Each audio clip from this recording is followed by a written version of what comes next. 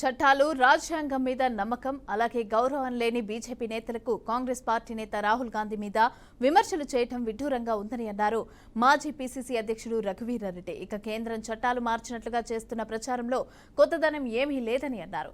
చట్టాలు మారలేదని అన్నీ అవే ఉన్నాయని విమర్శించారు. రాజ్యాంగాన్ని మార్చాలన్న బీజేపీ నేతల ఆలోచనలకు ప్రజలు కళ్ళెం వేశారని అన్నారు. కొత్త చట్టాలు అమల్లోకి వచ్చినాయి అని అంటూ ఉన్నారు.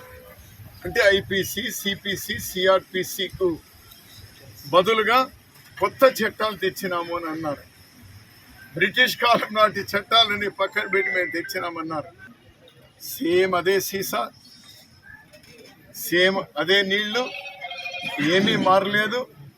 లేబుల్ మాత్రం మార్చేటువంటి ప్రయత్నం చేసినారు. ఇంతకు చట్టాలు మార్చడం కాదు, భారతీయ జనతా పార్టీకు చట్టాల మీద నమ్మకం ఉందా మీకు, లేక మీకు ప్రజాస్వామ్యం మీద నమ్మకం ఉందా, రాజ్యాంగం మీద నమ్మకం ఉందా? రాజ్యాంగానే మార్చాలనుకున్నారే, బీరాలు పలికినారే.